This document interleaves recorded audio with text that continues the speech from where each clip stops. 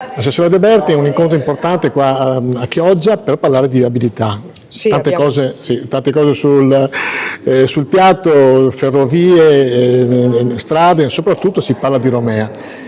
Come siamo messi? Allora, diciamo che la Romea è l'intervento che tiene banco in questo momento, anche alla luce del fatto che anche questa mattina c'è stato l'ennesimo incidente. Al di là della messa in sicurezza della Romea in sede, che quella ovviamente non è in discussione ed ANAS procede, ho informato tutti gli operatori economici di Chioggia su quello che stiamo facendo per trovare un'alternativa alla Romea e quindi studiare con ANAS una variante. Abbiamo già incontrato i sindaci a novembre, dall'incontro con i sindaci è venuto fuori sostanzialmente la necessità di fare un'analisi dei flussi di traffico per i mezzi pesanti da punto di origine e destinazione che attraversano la Romea.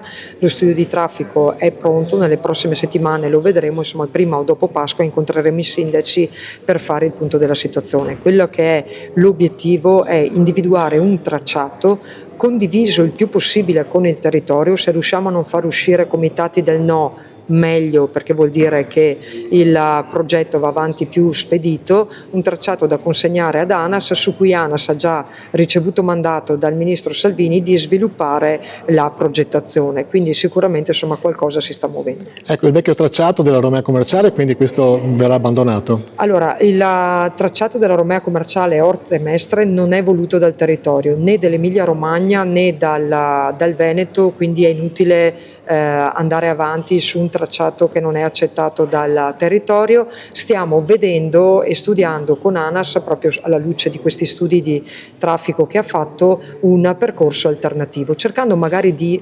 utilizzare ciò che già è esistente. Non parlo solo di Romea, ma parlo anche di viabilità regionale e provinciale, magari spostandoci un po' più sull'entroterra. Studio di fattibilità, secondo lei sarà pronto entro la fine della legislatura della Regione? Allora, studio di fattibilità non lo so se sarà pronto, questo non ve lo so dire. Quello che adesso stiamo cercando di condividere il più possibile è il tracciato, che non è facile, perché comunque su un tracciato condiviso poi si va a fare lo studio di fattibilità e poi insomma diciamo che la strada è in discesa. Andare a fare adesso lo studio di fattibilità su un tracciato non condiviso con il territorio, visto che la Romea è sempre stata oggetto di grandi contrapposizioni, non è il caso. Stiamo cercando di andare avanti passo dopo passo e l'obiettivo è quello di individuare il tracciato. Una volta individuato il tracciato si sviluppa lo studio di fattibilità. Sicuramente lo studio di fattibilità non si fa in pochi mesi, ecco.